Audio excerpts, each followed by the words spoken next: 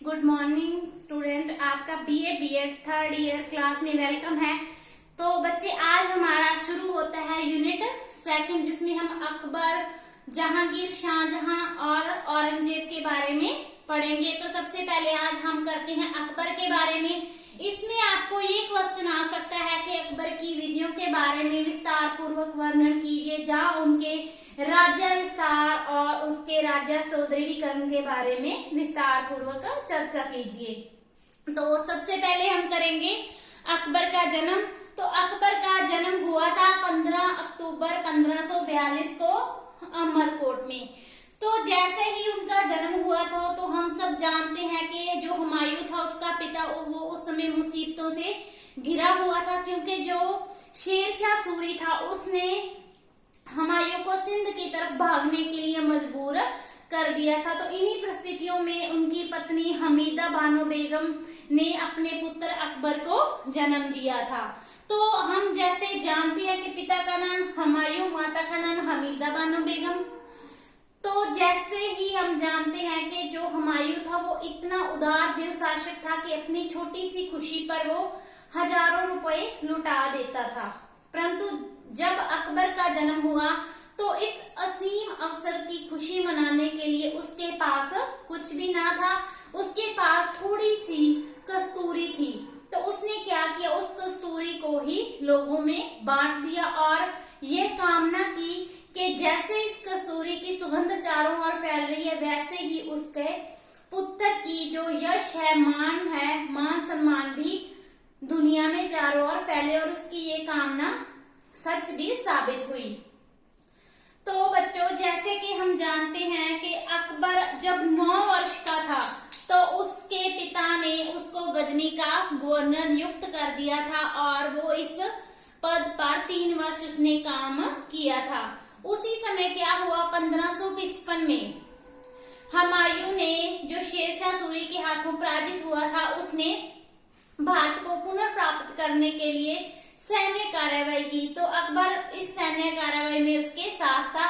तो जब हुमायूं ने सरहिंद पर विजय प्राप्त की तो उसने इसका श्रेय अकबर को दिया। तो इसी तरह दिल्ली और आगरा पर अधिकार करने के बाद हुमायूं ने अकबर को लाहौर का सूबेदार नियुक्त कर दिया। क्योंकि अकबर अभी छोटा था, नाबालिग था, तो हुमायूं ने बैरम खां को अकबर का संरक्षक नियुक्त कर दिया और दोनों को आदेश दिया कि वो अपने दुश्मन सिकंदर सूर का पीछा करें। अकबर और बैरम खां अभी सिकंदर सूर का पीछा करते जा रहे थे। जब वो पंजाब के कलानौर, जो गुरदासपुर जिले में स्थित है, कलानौर नामक स्थान पर पहुंचे तो अकबर को अपने पिता की मृत्यु की सूचना मिली कि जनवरी 1556 में हुमायूं की सीढ़ियों से गिर जाने के कारण मृत्यु हो गई। तो बैरम खां, जो उसका संरक्षक था, बहुत ही समझदार और बढ़िया सेनापति था, एक राजनीतिक था। तो उसने समझदारी से काम लेते हुए उसी समय 14 फरवरी 1556 को कलानौर के स्थान पर ही अकबर का राज्याभिषेक करवा दिया और स्वयं उसका संरक्षक बन गया। ओके, यहाँ तक क्लियर। नेक्स्ट हम करते हैं अकबर की विजयों के बारे में। सबसे पहले हम करते हैं कि जैसे ही अकबर का राज्याभिषेक हुआ तो उसका संरक्षक कौन था, बैरम खां। तो बैरम खां के नेतृत्व में अकबर ने बहुत सी विजय प्राप्त की थी, जिसमें उसने ग्वालियर, जौनपुर और मेवात के प्रदेशों को मुगलों के अधिकार में लिया था। तो उसने फिर जब वो बालग हुआ तो उसने स्वतंत्र रूप, जब उसने 40 वर्ष शासन किया तो उसने बहुत से क्षेत्रों को अपने राजपूत क्षेत्रों को अपने अधीन कर लिया था। तो उनमें हम सबसे पहले करते हैं मालवा विजय। मालवा पर उसने विजय प्राप्त की थी 1562 में। कब? 1562 में। और सबसे पहले उसने अपने जब नाबालग काल था, जब वो बैरम खां के संरक्षण में था, तब उसने प्रयास किया था मालवा पर अधिकार करने का, परंतु वो सफल नहीं हुआ। 1561 में उसने दोबारा प्रयत्न किया और वहां का शासक था बाज बहादुर। जब अकबर ने 1561 पर मालवा पर आक्रमण करता है तो वो अपने 2 सेनापतियों को भेजता है, आदम खां और पीर मोहम्मद। किनको? आदम खां और पीर मोहम्मद। तो जो पीर मोहम्मद था वो बाज बहादुर को पराजित कर देता है और बाज बहादुर पराजित होकर पहाड़ी क्षेत्रों की तरफ, दक्षिण पहाड़ी क्षेत्रों की तरफ भाग जाता है। और बाद में जो पीर मोहम्मद और जो मुगल सेनाएं थी, इसकी जो पत्नी थी बाज बहादुर की पत्नी जिसका नाम था रूपमती, उस पर अधिकार करने की कोशिश करते हैं। परंतु जो रानी रूपमती थी वो मुगलों के हाथों आने से पहले ही उसने अपने मान सम्मान की रक्षा के लिए विष खाकर आत्महत्या कर लेती है। इस तरह पीर मोहम्मद का इस पर मालवा पर अधिकार हो जाता है। परंतु जो पीर मोहम्मद शाह वो एक अयोग्य व्यक्ति साबित होता है, तो मौका पाते ही दोबारा बाज बहादुर मालवा पर पुनर्अधिकार कर लेता है। जब अकबर को इसके बारे में पता चलता है तो वो 1562 में दोबारा अब्दुल्ला खां उज़्बेक, किसको? अब्दुल्ला खां उज़्बेक को मालवा पर आक्रमण करने के लिए भेजता है। तो बाज बहादुर आत्मसमर्पण कर देता है। तो अकबर उसको मुगल मनसबदार नियुक्त कर लेता है और 1562 पर मालवा को मुगलों के अंडर या मुगल साम्राज्य में शामिल कर लेते हैं। ये इनकी पहली विजय।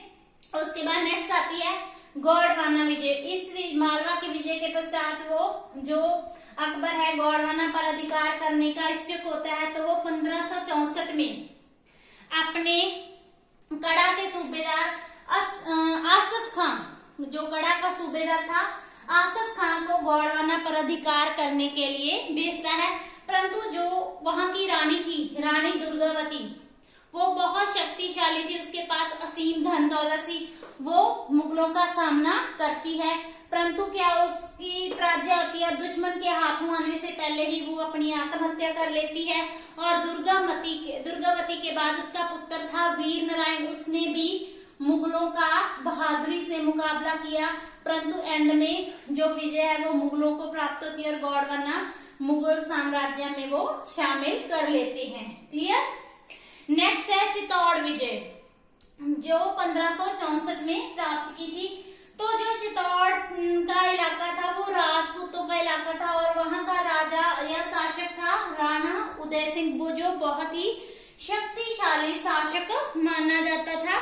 तो 1567 में क्या है, 1564 में अकबर एक विशाल सेना लेकर राणा उदय सिंह के खिलाफ भेजता है। परंतु राणा उदय सिंह क्या है, इनके बारे में जब सुनता है तो वो पहाड़ी क्षेत्र की तरफ चला जाता है और वहां वो उदयपुर नगर में चला जाता है जिसको उसने बसाया था।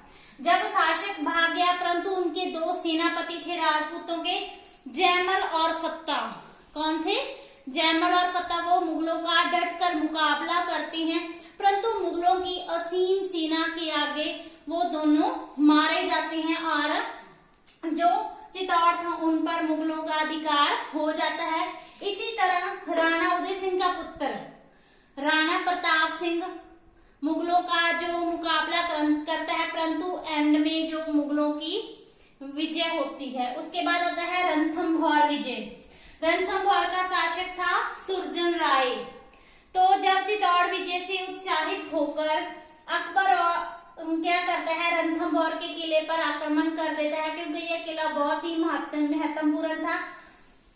तो सुरजन राय क्या है, उनका सामना नहीं कर पाता और उनका सामना किए बिना ही वो आत्मसमर्पण कर देता है और इस तरह अकबर स्वयं ही अपनी नेतृत्व में रणथंभौर के किले पर विजय पा लेता है। उसके बाद आता है कलिंजर पर विजय। यह विजय अकबर ने प्राप्त की थी 1569 और कलिंजर का शासक था रामचंद्र। जब उसको मुगल सेनाओं के आक्रमण के बारे में पता चलता है तो वो घबरा जाता है और वो थोड़ी देर सामना करता है, परंतु जो मुगल सेनापति था मजनू खां उसको आत्मसमर्पण करने के लिए मजबूर कर देता है और इस तरह कलिंजर पर मुगलों का आसानी से अधिकार हो जाता है और मुगल झंडा या मुगल पताका वहां फहराने लगता है। उसके बाद आता है राणा प्रताप सिंह का विरोध।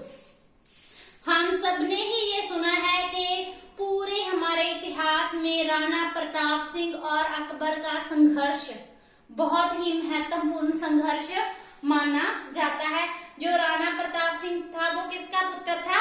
राणा उदय सिंह का पुत्र था और वो एकमात्र ऐसा महान राजपूत शासक था जिसने जीवन भर मुगलों की अधीनता स्वीकार नहीं की थी और वो अपने पिता की मृत्यु के बाद, जब उदय सिंह की मृत्यु के बाद राजगद्दी पर बैठा था 1572 में, तो उसने एक प्रतिज्ञा ली थी कि जब तक वो मुगलों से अपने पिता के अपमान का बदला नहीं लेगा, अपने राजपूत क्षेत्रों को वापस नहीं ले पाएगा, तब तक ना तो वो बिस्तर पर सोएगा और ना ही वो सोने चांदी के बर्तनों में खाना खाएगा।